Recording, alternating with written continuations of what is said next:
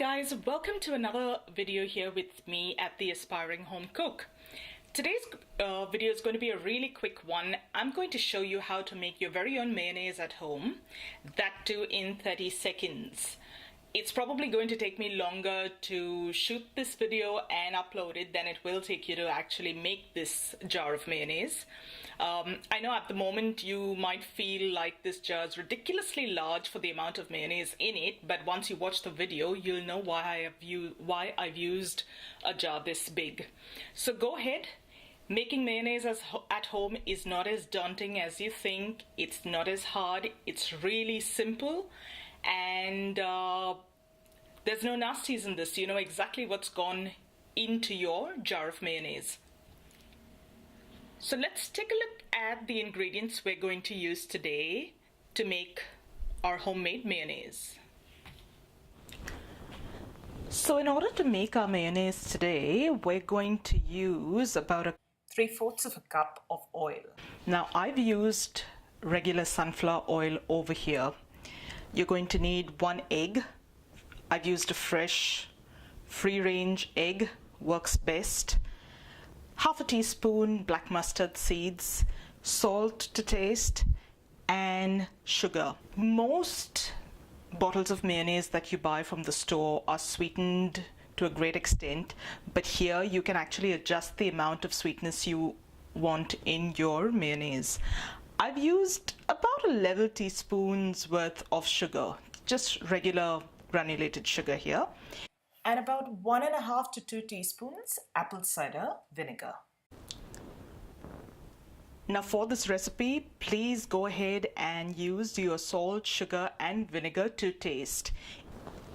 Each of us likes our mayonnaise to be the way we like it to be, and this is one way you can actually control the amount of flavoring that goes into your mayonnaise. To make the mayonnaise today, I'm going to use an immersion blender and I'm going to use a glass jar. Now you can mix your mayonnaise in a mixing bowl or even your Pyrex measuring cup, but I like to reduce the amount of washing up after I've made a certain thing, whether it's a condiment, whether it's a dish. And with this method, you can pretty much make your mayonnaise in the jar and store it in the very same jar. So minimum amount of washing up required. While picking your jar, it's important for you to get one with a wide enough mouth that your blender will fit into. This one's not a very comfortable fit, but with a little bit of wriggling around, it does get in there. So I just stick with that. I've had this jar for a while now. Just wash it thoroughly between uses and make sure it's completely dry before you make your next batch of mayonnaise. Okay guys, so let's go ahead and make this mayonnaise. First things first. Into the jar goes the egg. Now, a traditional mayonnaise requires your oil to be drizzled in, but this recipe, like I promised, is going to be like a 30-second mayonnaise recipe. So, trust me when I say put all that oil in.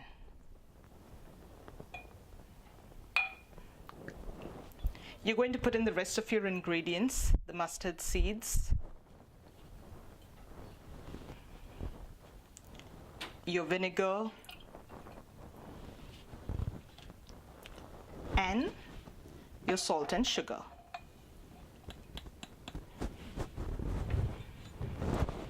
Now for the fun part, guys. In goes your immersion blender. Take your immersion blender right to the bottom of the jar, place it on the bottom and start it off. I've started it off at a medium kind of speed, and you can actually time this now and see how long it takes. Yeah, so let's start it.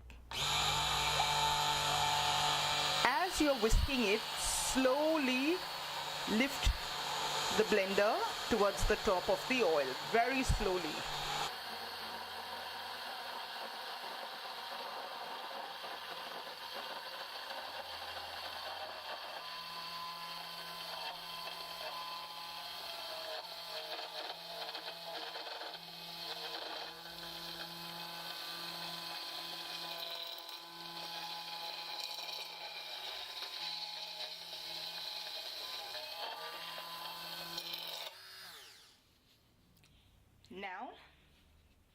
me less than 30 seconds and you can see I've been left with an emulsified, glorious mayonnaise in the jar. Carefully get your immersion blender out of your glass jar. And I'm going to bring that up close for you to have a look. There you go. And there you go, guys. You see the mayonnaise has nicely emulsified. It's nice and stiff. You could use this in your salad dressings. You can use this while making sandwiches.